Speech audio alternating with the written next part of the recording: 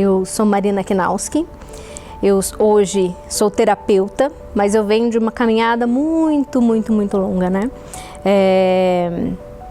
Eu acho que todo mundo passou por altos e baixos, né? Mas a minha vida começou difícil porque eu perdi meus pais na época que eu mais precisava deles, que foi no começo da minha adolescência.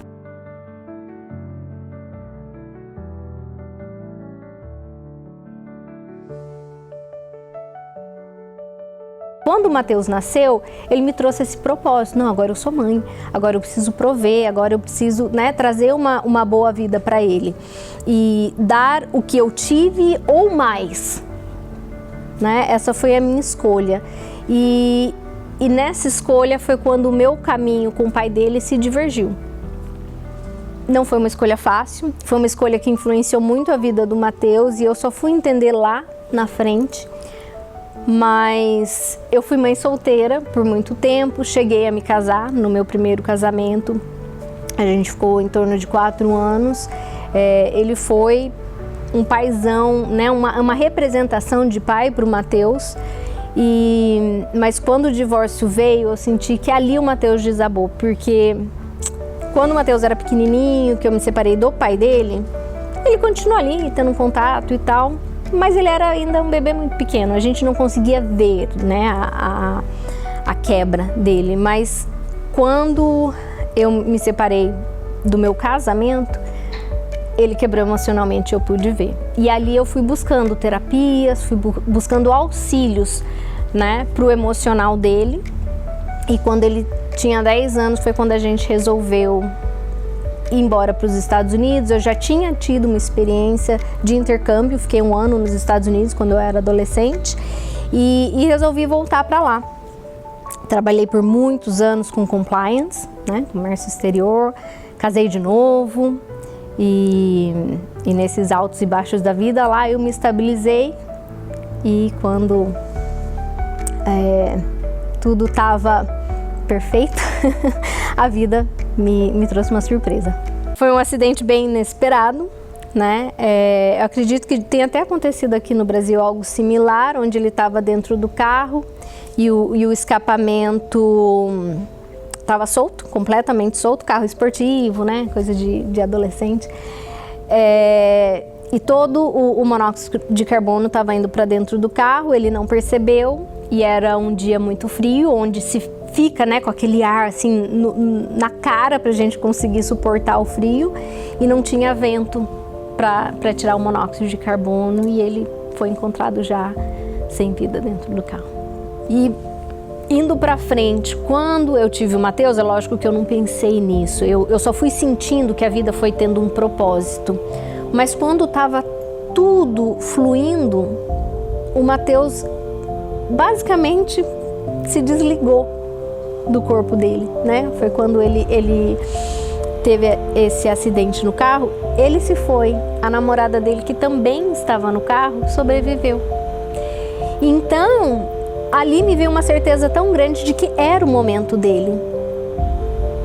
Ele se foi, a missão foi cumprida, eu não me senti sozinha enquanto ele estava aqui, a vida foi fluindo, eu fui me desenvolvendo, eu fui ajudando ele a se desenvolver da melhor maneira possível, mas ele nunca foi um adolescente de querer fazer grupos, de pensar lá na frente. Não, ele vivia o hoje, ele vivia o agora, e eu falava, faz muito sentido, né? Inclusive, em alguns momentos, ele falava para mim, mãe, por que você se preocupa tanto com faculdade, com questão financeira daqui a alguns anos? Eu não sei nem se eu vou passar dos 24.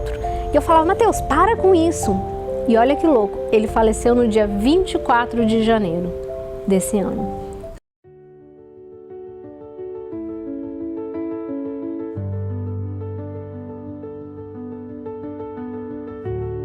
Quando eu recebi a notícia,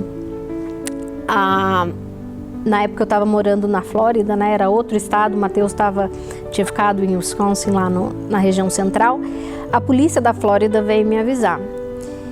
E foi no meio da noite, foi assim, perdi o chão. E ali eu fui rezar. Só que assim, uma oração sem estrutura, né? E ali, no meio da minha oração, eu senti uma presença muito forte dos meus pais, como se eu pudesse vê-los ali, né? Mas era uma presença e uma luz muito, muito forte na minha frente, aonde eu senti que o Mateus estava bem. Seja o que tivesse acontecido, ali eu ainda não tinha muito detalhes, né, de tudo, mas que ele estava bem, que ele estava revolto por luz, que ele tinha, de certa forma, voltado de onde viemos, né? Então ele estava ali conectado com fonte, envolto por luz, e isso me trouxe muita paz.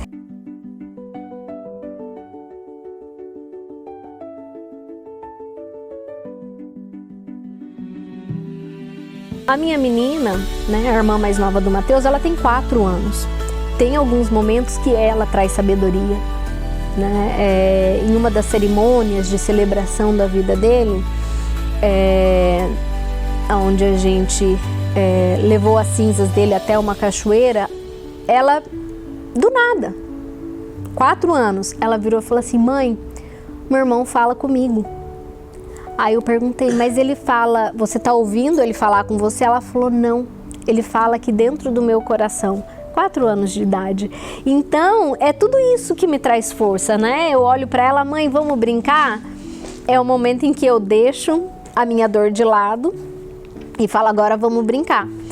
E tem momentos que eu vou precisar sentir essa dor e chorar e ligar, né, para uma amiga e falar, olha, hoje eu preciso sair, preciso desabafar, preciso ver foto, porque o choro, o luto, ele precisa ser vivido. Ele nunca acaba, né? Ele tem ciclos, vai ter hora que eu vou sentir raiva, né? Porque comigo, porque mais, né, uma perda tão grande, que vida difícil, tem hora que a vida parece pesada, e eu sinto ela pesada. E depois eu vejo o que eu posso fazer. Posso ir lavar uma louça, pode ser uma coisa simples, né? Ou vou fazer uma oração, vou fazer uma meditação, vou brincar com a minha filha. Cada dia é diferente, mas como eu falei, né? O importante é seguir dizendo sim, seguir escolhendo a vida. A dor a gente não tem como escolher, a hora que ela vier a gente tem que sentir. Mas depois que ela vier e a gente sentiu, qual é o próximo passo? Aí isso a gente pode escolher.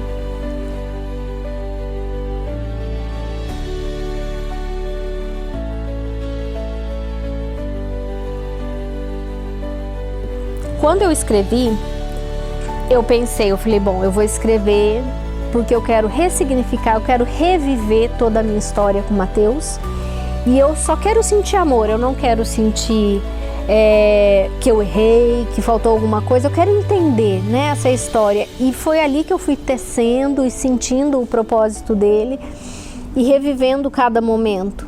Mas foi ali também que eu fui entendendo e registrando que a vida não acaba, que o corpo físico se foi, realmente ali não tem mais um abraço, não vai ter mais, né, um casamento, um neto vindo do Mateus, mas que a presença, a energia dele, o espírito dele, a mensagem dele, ela é muito viva. E eu também compartilho esses momentos aqui. Então, a cada capítulo eu vou compartilhando a minha história com muito detalhe, com muita coragem, porque por um segundo eu pensei, gente, será que eu compartilho? Mas eu falei, eu vou compartilhar, porque para eu falar da dor, eu sinto que as pessoas têm que se conectar e entender quem era a Marina e o Mateus, né? Então tem essa homenagem a ele, tem a homenagem às pessoas que me ajudaram, porque ser uma mãe solteira é muito difícil, mas eu nunca fui uma mãe sozinha.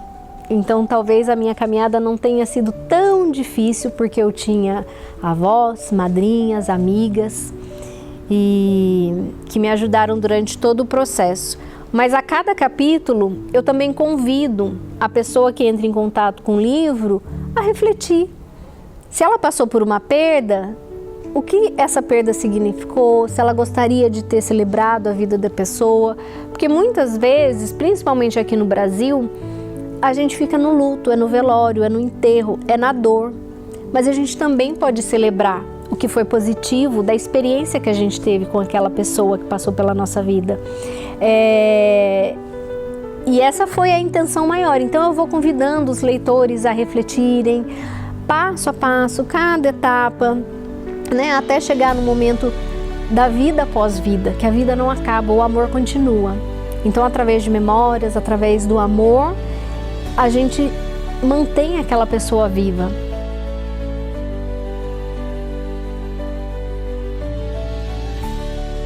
O que eu acho mais interessante do feedback que eu tenho recebido é que eles não estão no processo de luto, essas pessoas que entraram em contato comigo, mas só de ter lido a história, as reflexões, eles já estão ressignificando a maternidade, a forma como eles tratam ou tentam proteger demais os filhos.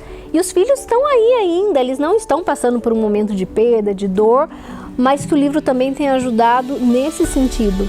Porque eu compartilhei a minha história, as minhas dificuldades, as minhas vitórias, e eles estão fazendo todo esse processo junto comigo. Então, a ideia era ressignificar o meu luto, né? E falar do amor além do tempo, da vida após vida, mas eu senti que o livro ele está tocando muito mais do que só isso.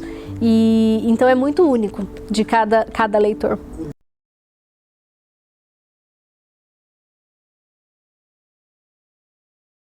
Que a vida, a gente se perde, né? Em detalhes, mas a vida é amor, o amor é puro, e quando a gente se vai, a gente se reconecta com esse amor e a gente passa a ser o amor. E então, enquanto estamos aqui nesse plano, nessa vida, que a gente se permita sentir o amor, ser o amor, colocar amor em tudo que a gente faz, e isso vai trazer muita força, direção e coragem de seguir dizendo sim para a vida, porque tem dia que falta coragem, né? Para dizer sim, para continuar, mas quando a gente coloca amor, tudo é possível.